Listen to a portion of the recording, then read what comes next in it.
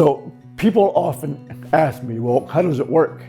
How do you do what you do? How do you help us? How do you measure the progress? How do we get a return on whatever investment we make with you? Now, to be fair, there's different answers because a lot of it depends on what processes we use. So what I mean by that specifically is that if we have to engage into strategic planning, then that particular process is different than executive coaching. But there are some similarities. So let's just kind of talk about the similarities, the overall way of how we engage each other to give us an idea of how we add value to what you do, and also your life. The first thing that happens is a mutual evaluation. We meet, we have a conversation, and we determine if we're a good fit for each other. So if our value systems are in alignment, then we'll take it to the next step. And the next step is where you become aware of certain things about yourself, and we get an insight about you, and we're able to answer 3 basic questions: how you prefer to behave, what drives you, what motivates you, and then what natural talents you possess that normally you revert back to make decisions. Now, we have an inventory of different things that we call assessments that we use to arrive at those questions. If we're talking about a team, then we'll use an assessment that allows us to get the motivational value system of everyone in that team.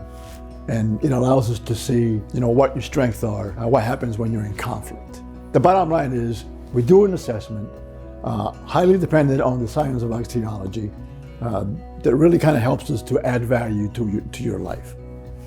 Once that is completed, then we together design a program or an individual process tailored just for you.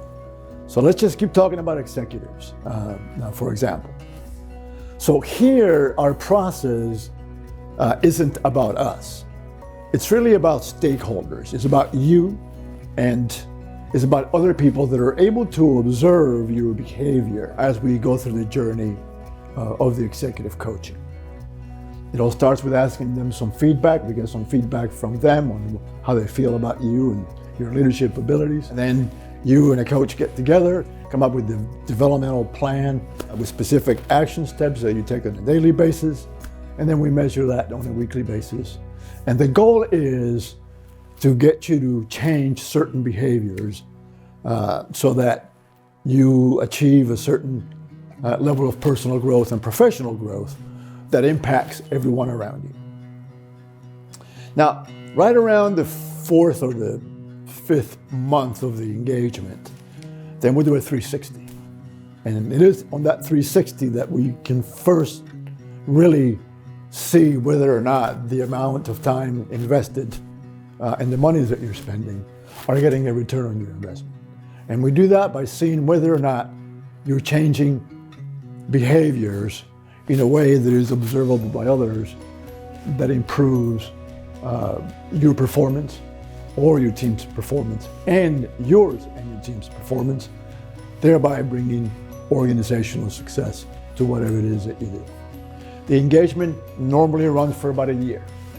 At the end of the year, we do a goals review to make sure that we're on track, and then that finishes the first year. And based on that experience, then we can continue in the future.